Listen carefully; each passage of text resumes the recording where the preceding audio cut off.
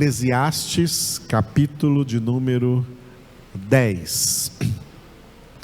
Qual a mosca morta faz o unguento do perfumador exalar mau cheiro, assim é para a sabedoria e a honra um pouco de estultícia.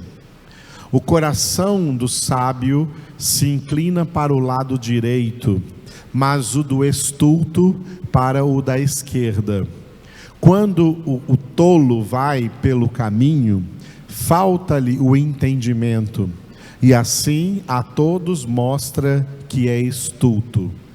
Levantando-se contra ti a indignação do governador, não deixes o teu lugar, porque o ânimo sereno acalma grandes ofensores. Ainda há um mal que vi debaixo do sol, erro que procede do governador. O tolo posto em grandes alturas, mas os ricos assentados em lugar baixo. Vi servos a cavalo e príncipes andando a pé como servos sobre a terra. Quem abre uma cova, nela cairá. E quem rompe um muro, mordê-lo-á uma cobra. Quem arranca pedras, será maltratado por elas. E o que racha lenha, expõe-se ao perigo. Se o ferro está embotado, e não se lhe afia o corte, é preciso redobrar a força. Mas a sabedoria resolve com bom êxito. Se a cobra morder antes de estar encantada, não há vantagem no encantador. Nas palavras do sábio há favor, mas ao tolo os seus lábios devoram. As primeiras palavras da boca do tolo são estultícia, e as últimas, loucura perversa. O estulto multiplica as palavras, ainda que o homem não sabe o que sucederá, e quem lhe manifestará o que será depois dele. O trabalho do tolo o fatiga, pois nem sabe ir à cidade. Ai de ti, ó terra, cujo rei é criança, e cujos príncipes se banqueteiam já de manhã. Ditosa tu, ó terra, cujo rei é filho de nobres, e cujos príncipes se sentam à mesa a seu tempo, para refazerem as forças, e não para bebedice. Pela muita preguiça desaba o teto, e pela frouxidão das mãos goteja a casa. O festim faz-se para rir, o vinho alegra a vida, e o dinheiro atende a tudo. Nem no teu pensamento amaldiçoes o rei, nem tampouco no mais interior do teu quarto o rico, porque as aves dos céus poderiam levar a tua voz, e o que tem asas daria notícia das tuas palavras. Esse capítulo de número 10 do Eclesiastes, ele faz parte de um texto maior que compõe a segunda parte deste livro do Eclesiastes. Dentro da segunda parte, nós temos um bloco no Eclesiastes que vai do capítulo 9, versículo 11, até o capítulo 11, versículo 8. E o título desse bloco aí é Sabedoria vale mais. Em primeiro lugar aí, sabedoria não é qualquer sabedoria. É muito importante ler na carta de Tiago a diferença em que a Bíblia coloca da sabedoria do alto e a sabedoria terrena. Aqui o texto não se refere à sabedoria terrena, à sabedoria humana, mas à sabedoria divina, a sabedoria de Deus. Por isso o Eclesiastes está aqui fazendo parte desse conjunto de livros bem no meio do Antigo Testamento, que se chamam livros sapienciais, ou livros da sabedoria. E a sabedoria de Deus nesses livros é uma pessoa, a pessoa de Jesus. Jesus Cristo, o Filho de Deus, Jesus Cristo, o Verbo de Deus, a Palavra de Deus. Jesus Cristo é a sabedoria de Deus. Aleluia. Por isso, o título sabedoria vale mais, porque ter Jesus vale mais do que qualquer outra coisa. Não há valor na vida de ninguém que se compare ao valor de ter Jesus. Quando o apóstolo Paulo entendeu esse valor de ter Jesus na sua vida, ele escreveu na carta aos Filipenses, capítulo de número 3, que todas as outras coisas que antes de conhecer Jesus, para ele eram vantagens, ele diz: eu considero como perda. E ele foi mais longe: eu considero todas as coisas como estrume em comparação com esse bem supremo de ter a Cristo e ser achado nele. Jesus é o tesouro que Deus nos deu, que Deus nos presenteou. E Jesus é, como eu dei aula ontem no nosso seminário, Jesus é a própria palavra de Deus, viva e eficaz. Portanto, Jesus é a sabedoria de Deus. A sabedoria de Deus é uma pessoa viva, Jesus. Por isso a palavra de Deus é viva e eficaz. É viva porque é uma pessoa, é a pessoa de Jesus. Na sua experiência empírica, Salomão foi conduzido por Deus a receber conhecimento, experiência e sabedoria de Deus, experimentando todas as coisas possíveis que um ser humano no mundo pode experimentar. Deus não manda todo mundo fazer isso, não. Ele moveu Salomão para fazer isso, para quê? Para que esse livro Eclesiastes fosse escrito, porque era plano de Deus que esse livro fizesse parte do contexto, do cânon das Sagradas Escrituras. Para escrever esse livro, Deus moveu Salomão a ter todo tipo de experiência no mundo. Deus não quer que seus filhos façam isso. Ele moveu Salomão para isso, para que a conclusão a que Salomão chegasse fosse o ensinamento para todos os filhos de Deus. A conclusão que Salomão chegou ao experimentar todas as coisas desse mundo é que tudo é vaidade de vaidades e correr atrás do vento. A única coisa que vale a pena o homem buscar nesse mundo é buscar a Deus de todo o seu coração e a sua sabedoria. A busca verdadeira de Deus e da sabedoria de Deus é a única coisa que nós fazemos nessa terra que nos projeta para a eternidade com Deus. Nada mais que o homem faça na terra, de bom ou de mal, pode ser coisa boa que ele faça na terra ou má, nada disso projeta o homem para a eternidade com Deus. Tudo, tanto as coisas boas que o homem faz na terra, como as coisas más que o homem faz na terra, tudo é vaidade de vaidades e correr atrás do vento.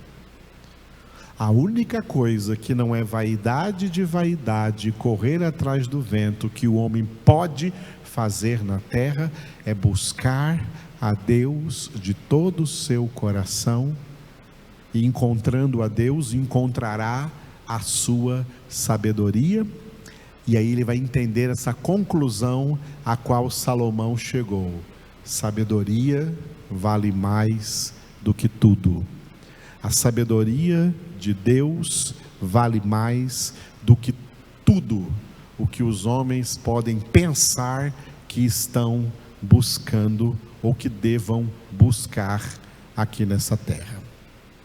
Esse texto aí, esse bloco de Eclesiastes, ele está dividido da seguinte maneira, tá? Em 3 pequenas partes. Nas 2 primeiras está envolvido o nosso capítulo 10 que nós lemos hoje, tá? Lá na primeira parte, ele coloca um contraste entre as coisas que um homem sábio, um homem que recebeu a sabedoria pode fazer, e um pecador, que é qualquer homem não convertido, que não recebeu a sabedoria de Deus, pode fazer. Ele trabalha essa ideia do capítulo 9, versículo 11, até os primeiros 4 versículos do capítulo 10.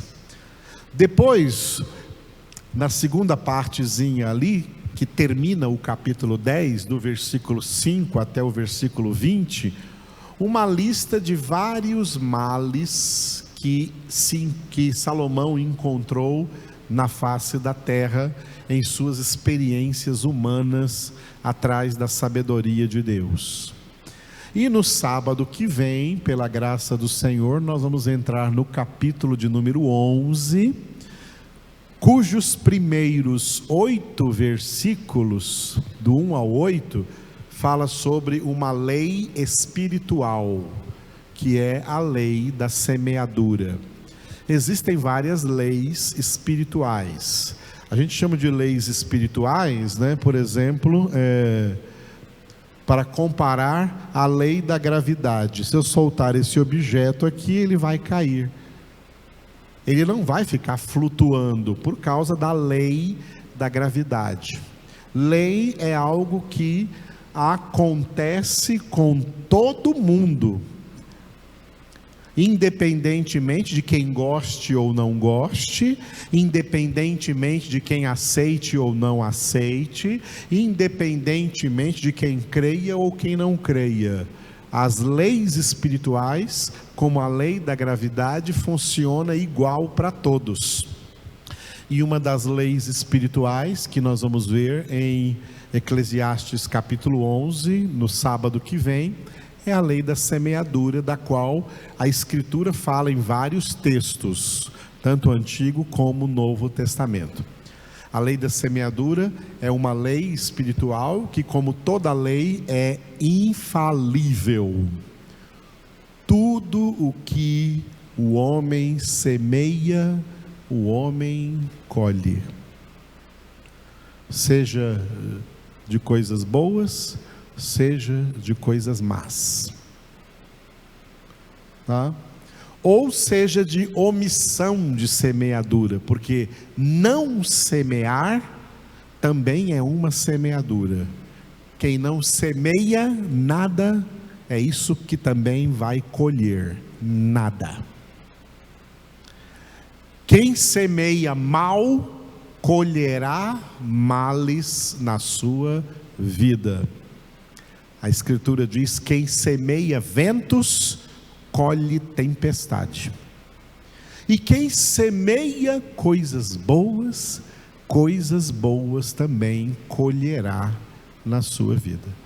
A lei da semeadura é infalível e funciona para todo mundo, quer queiram ou não queiram, quer aceitem ou não aceitem, quer creiam ou não creiam, isso é indiferente. É uma lei espiritual e ela funciona para todo mundo. A lei da semeadura. Sobre ela será o nosso tema da da nossa congregação do próximo sábado, pela graça de Deus, porque está aí no capítulo de número 11. Hoje nós estamos no capítulo 10. Como o capítulo 10 tem 4 versículos naquela primeira partezinha lá, um sábio versus um pecador, então nós vamos ver as divisões dessa partezinha aí. Essa parte está dividida da seguinte forma, né? Um sábio do 9:11 a 17, e um pecador do 9:18 ao 10:4. Como o 10 está aqui no um pecador, nós vamos ver essa partezinha aqui agora. Um pecador, 9:18 a 10:4. Essa partezinha, esses pequenos versículos aí, pequeno número de versículos, esse texto está dividido assim, né? A sabedoria versus o pecado. Sabedoria e pecado são coisas contrastantes. Pecar nunca é sábio. A atitude de pecado nunca é uma atitude sábia. É sempre uma atitude nécia. Sabedoria é evitar o pecado. Sabedoria é não pecar. Jesus ordenou àquela mulher que ele não deixou que fosse apedrejada por ter sido apanhada em ato flagrante de adultério, ou seja, fazendo algo que não era sábio. Jesus ordenou a ela que de aquela hora em diante ela fosse uma mulher sábia. Como que ele ordenou isso a ela? Dizendo para ela assim: vai e não peques mais. Quem peca, saiba que todo ato de pecado, vamos falar assim em português mais claro, é burrice. Eu não gosto de falar que é burrice, porque eu estaria ofendendo o animal que se chama burro, e ele é um animal irracional.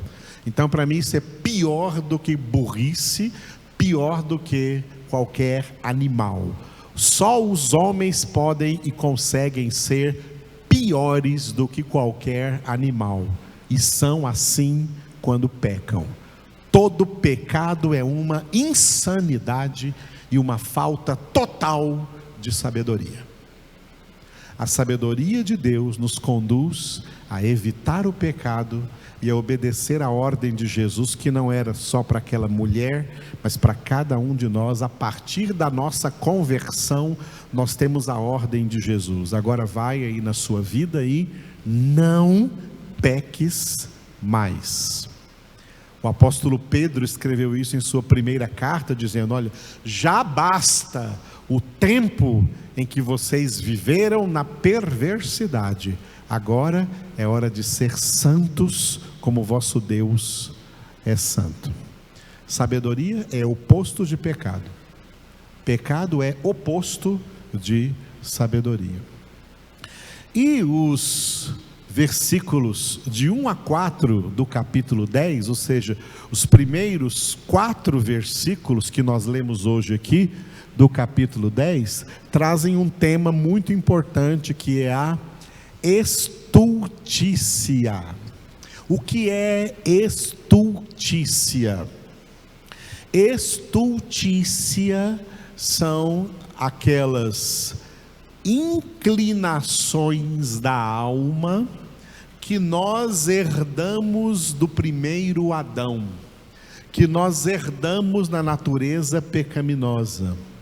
Estultícia é uma espécie de erros contumazes. O que é um erro contumaz? É um erro que nós temos e a gente não consegue se livrar dele. Ele está aí. Essa inclinação para esse pecado, essa inclinação para esse erro, continua aí, e nós temos que nos esforçar contra essa estultícia, tá? Essa estultícia, isso é estultícia. Estultícia é pecado contumaz, pecado teimoso, pecado que não sai da gente. É pela presença desse pecado contumaz que leva a nossa alma a ter más inclinações, que nós, filhos de Deus, precisamos lutar e perseverar na nossa santificação, sem a qual ninguém verá o Senhor, porque essa estultícia nos acompanha até a morte.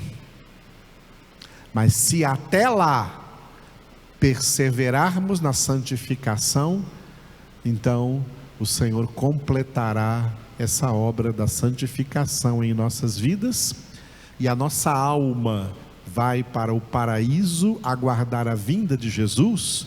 Só que lá no paraíso, as almas dos eleitos que já estão no paraíso, que já completaram a sua carreira nessa terra, elas estão lá no paraíso aguardando a vinda de Jesus. Não tem mais estultícia, não tem mais pecado nenhum. Essas almas que estão no paraíso, elas não têm mais as inclinações para o pecado que nós aqui na terra ainda temos. Temos estultícia. O Senhor só vai nos livrar dessa estultícia no fim da nossa carreira. Portanto, essa carreira que nos está proposta, como diz em Hebreus 12, que nós temos que percorrer olhando firmemente para Jesus, autor e consumador da nossa fé, é a carreira de santificação, sem a qual ninguém verá o Senhor. E essa santificação é luta, como diz em Hebreus 12:4, na vossa luta contra o pecado, contra a estultícia, ainda não tendes resistido até o sangue, que significa até a morte. É por isso que Jesus condicionou a salvação à perseverança em Mateus 24:13, ao dizer: aquele que perseverar até o fim, esse será salvo. Amém? Muito bem, essa estultícia é o tema então aí desses primeiros 4 versículos do capítulo 10 de Eclesiastes. Os versículos restantes então estão aqui nesse texto que encerra o capítulo 10, do versículo 5 até o versículo 20, cujo texto é vários males.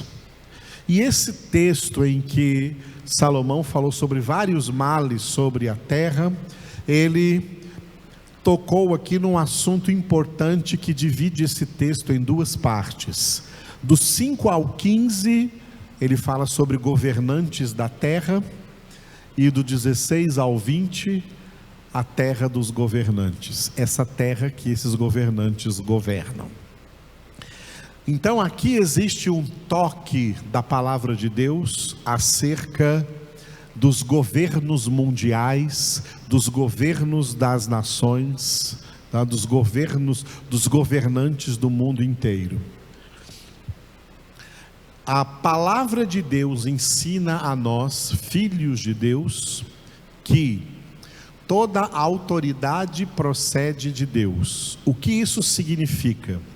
Isso significa que os 3 poderes, executivo, legislativo e judiciário, não emanam do povo, pelo povo e para o povo, como reza a definição de democracia.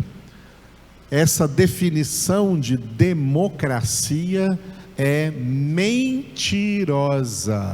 Nenhum poder emana do povo, pelo povo e para o povo. Todo poder emana de Deus, nunca do povo, tá? É uma mentira e uma ilusão achar que é o povo no poder. O povo no poder não existe. Quem está no poder é Deus, porque é de Deus que emanam esses três poderes que são chamados de poderes organizadores da sociedade. Esses três poderes emanam de Deus, conforme o texto que vocês vão acompanhar comigo agora em Isaías 33, 22. E decorem esse versículo aí, tá? Esse é o versículo dos três poderes. Isso é o que a Bíblia ensina sobre os três poderes. Isaías 33, 22. Porque o Senhor é o nosso juiz, o Senhor é o nosso legislador, o Senhor é o nosso rei, Ele nos salvará. Vamos repetir? Porque o Senhor é o nosso juiz, o Senhor é o nosso legislador, o Senhor é o nosso rei, Ele nos salvará. Aleluia. Olhe aqui os três poderes. O Senhor é o nosso juiz, o representante máximo do poder judiciário. O Senhor é o nosso legislador, o representante máximo do poder legislativo. O Senhor é o nosso rei, o representante máximo do poder executivo. Esses três poderes não emanam do povo, os três poderes emanam de Deus. E é isso que significa, tá? Que não há autoridade que não seja constituída por Deus. Não confunda uma coisa que as pessoas confundem. Então, preste atenção no que eu vou dizer agora. As pessoas, sejam homens ou mulheres, que ocuparem cargo nos poderes executivo, legislativo e judiciário, essas pessoas, elas não são autoridades. Elas são pessoas comuns, representantes do povo comum, que estão investidas com essa autoridade. Elas não são autoridade. Não é o verbo ser, é o verbo ter. Elas têm autoridade.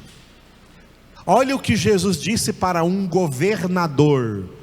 Governador é um representante do poder executivo. Pôncio Pilatos era o governador da Judéia.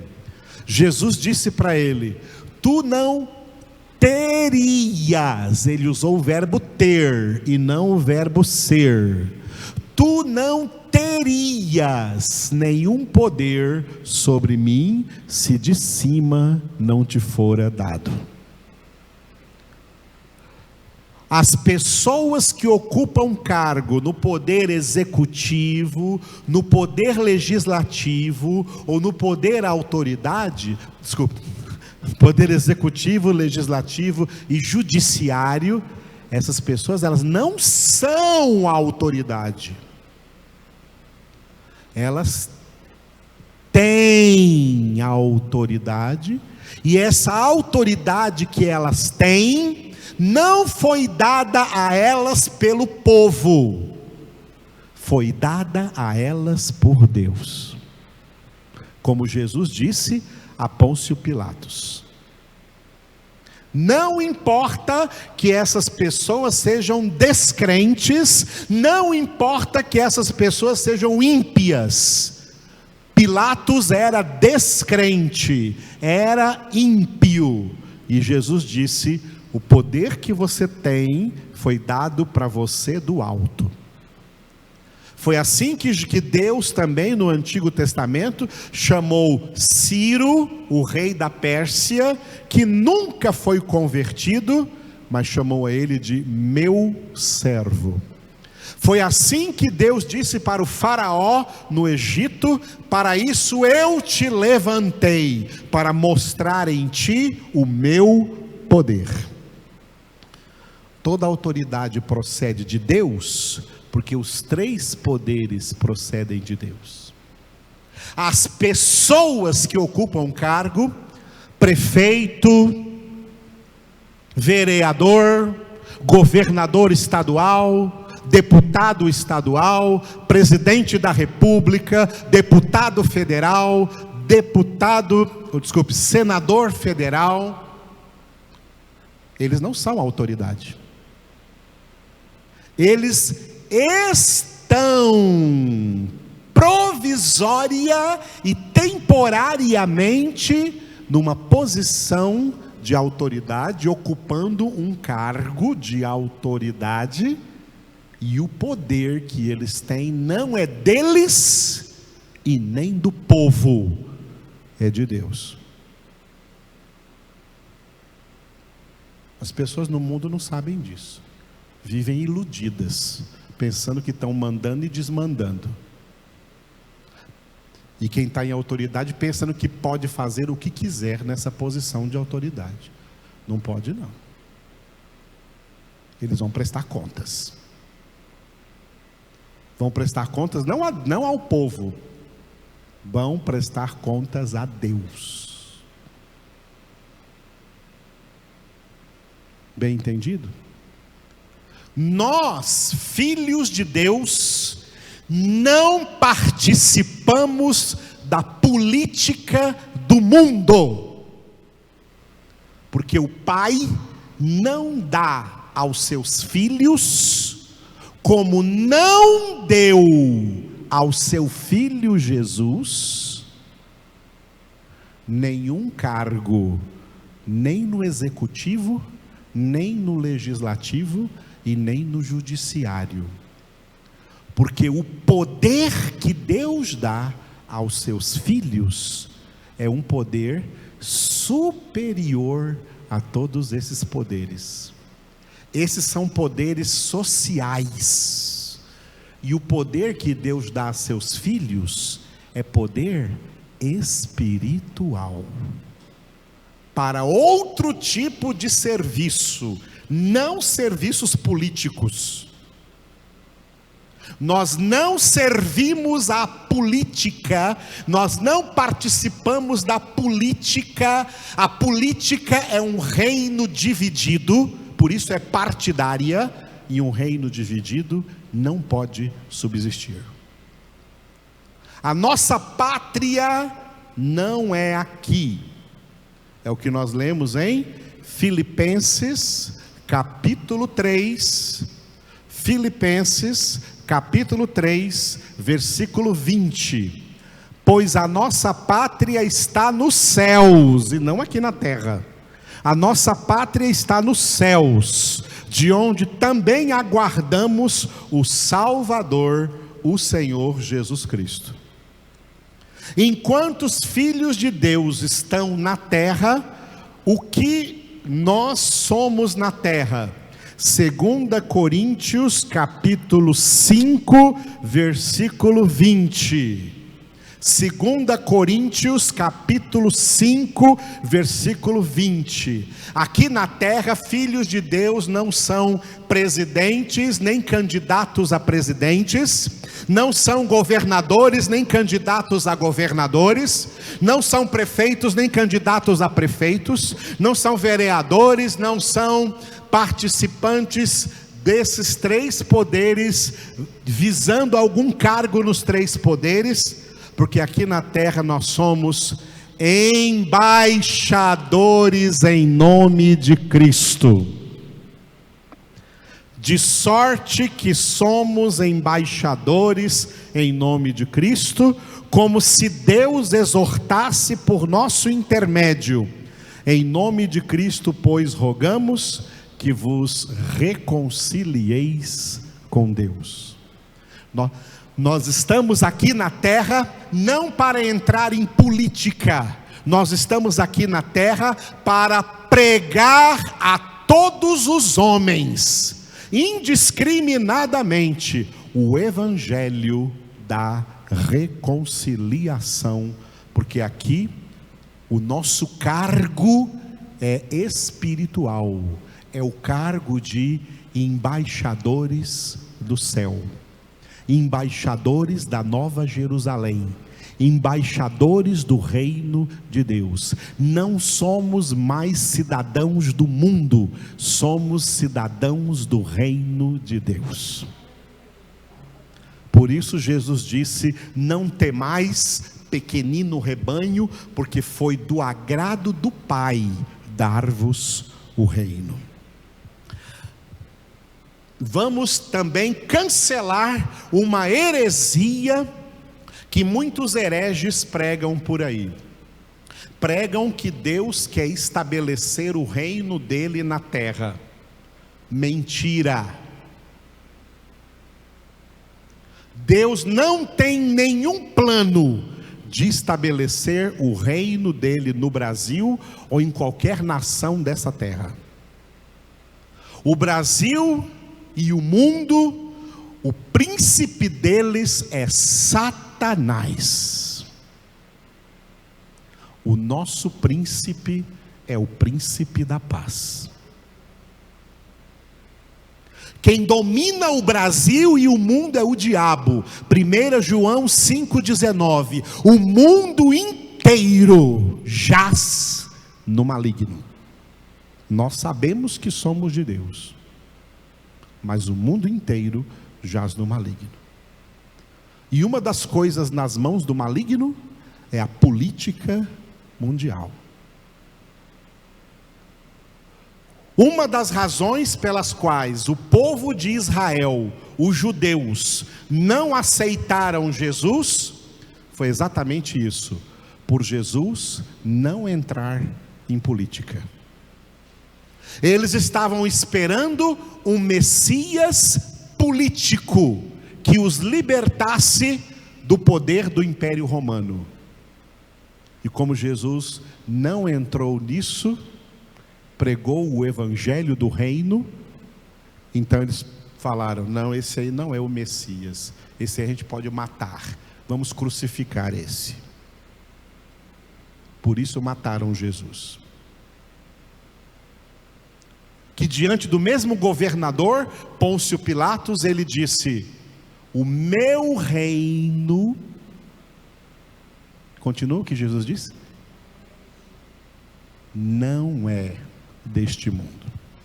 Sabe o que ele estava dizendo? Ele estava dizendo assim: o meu reino não é do Brasil, o meu reino não é de nenhuma nação dessa terra, o meu reino não é deste mundo. A qual reino você pertence? Se você pertence ao reino da terra, então corra e participe da política. Se você pertence ao reino de Deus, não vem trair o evangelho com a política. Evangélicos na política são todos Judas.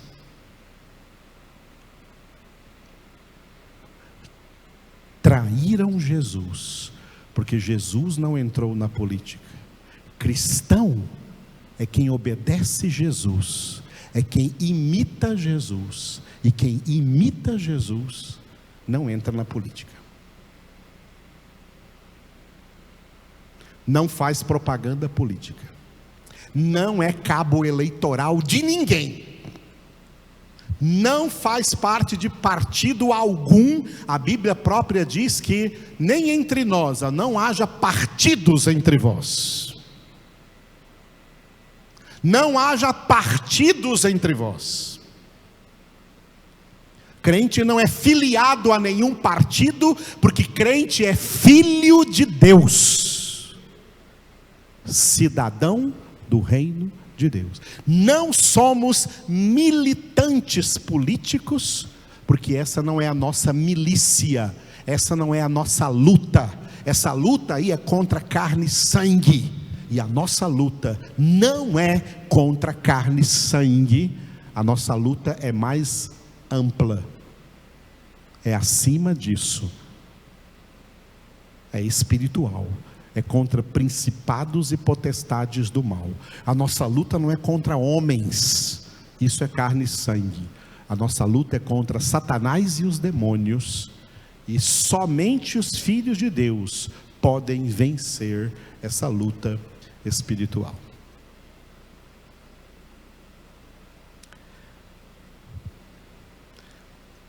Que pena para as pessoas que ocupam cargos no poder executivo, legislativo e judiciário, porque cada uma delas tem seríssimas contas a prestar com Deus.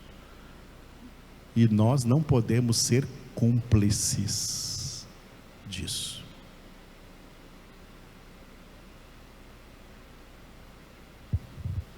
Muito bem. Dentro desse capítulo 10 do Eclesiastes, encerrando a nossa preleção dentro dele, Deus me conduziu a um versículo que está dentro do assunto que nós vamos falar agora, que é o versículo 2. Olha o que diz esse versículo 2. O coração do sábio se inclina para o lado direito, mas o do estulto para o da esquerda. Vamos repetir? O coração do sábio se inclina para o lado direito, mas o do estulto para o da esquerda.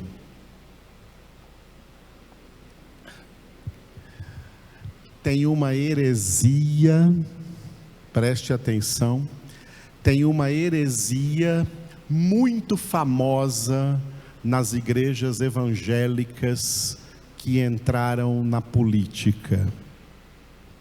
As igrejas evangélicas que entraram na política, os pastores e pregadores hereges, que fizeram das suas igrejas cabos eleitorais, e que fizeram do evangelho arma para pedir voto para quem quer que seja,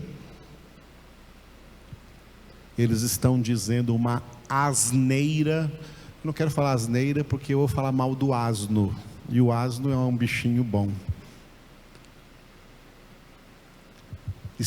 Estão aí cometendo uma heresia de dizer que a ideologia de direita é de Deus e a ideologia de esquerda é do diabo. Quem é da direita é de Deus, quem é da esquerda é do diabo. Que mentira, que mentira. Filhos de Deus não possuem nenhuma ideologia política.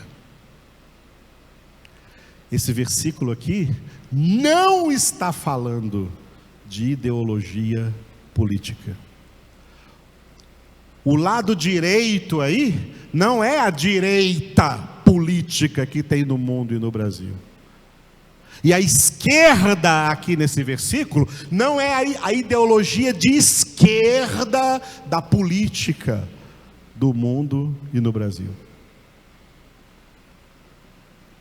Filhos de Deus não pertencem a nenhuma ideologia política. Filhos de Deus não são de direita, nem de extrema direita, nem de esquerda, nem de extrema esquerda, nem de centro, centrão, centrinho, sei lá o que é. Filhos de Deus são propriedade exclusiva de Deus.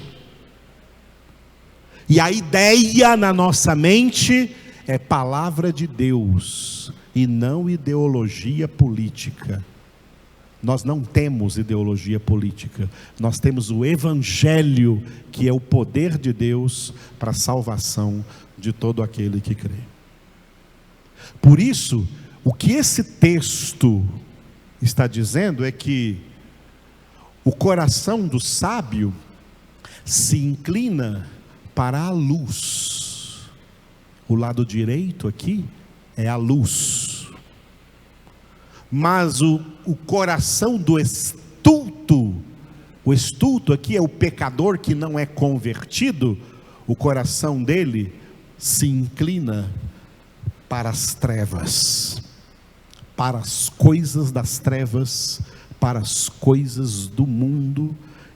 E isso aqui está metaforicamente comparado com direita e esquerda, lado direito ou lado esquerdo. Esse lado direito e lado esquerdo aqui nesse versículo não está falando de ideologia política, não. Por quê? Na ideologia política, tanto os da direita como os da esquerda estão todos nas trevas. Não tem luz nenhuma nessa direita e não tem luz nenhuma nessa esquerda. E não tem luz nenhuma nesse centro. Só tem trevas. A política mundial e a política brasileira jazem em trevas. E é por isso que as nações sofrem de tanta fome, de tanta injustiça, de tanta pobreza, de tanta doença, de tanta falta de recursos. O Brasil tem mais de 200 milhões de habitantes e a metade deles não tem nem saneamento básico.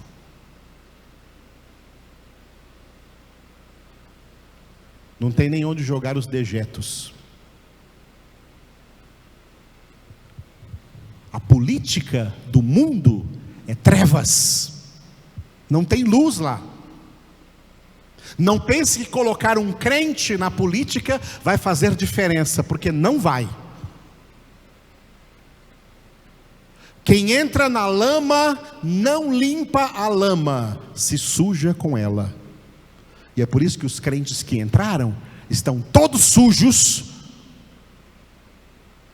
estão nas mesmas corrupções, nas mesmas roubalheiras, e sendo um testemunho negativo do Evangelho e da participação da igreja na política, o que não deveria nunca existir. A igreja não participa disso. Neste versículo, o lado direito representa luz, o lado esquerdo representa trevas. O coração do sábio se inclina para Deus, mas o coração do estulto se inclina para o mundo. É isso que significa. O coração do sábio, a alma do sábio vai se inclinar para buscar a Deus, de toda a sua alma, com todas as suas forças.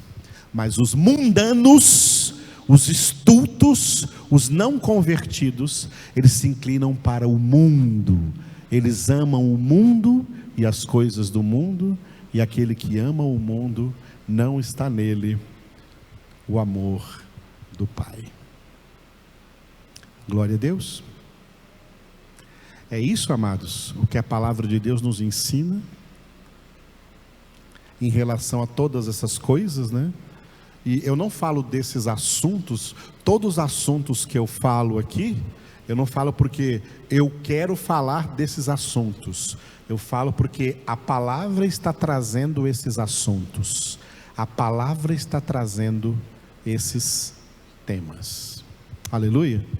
Nós, filhos de Deus, quem cuida de nós não são os políticos. Quem cuida de nós é o Senhor. O Senhor é o nosso pastor. O Senhor é o nosso cuidador. Lançamos sobre Ele as nossas ansiedades, porque Ele tem cuidado de nós. Os homens não têm cuidado de nós e nunca terão. Os políticos não têm cuidado de nós e nunca terão.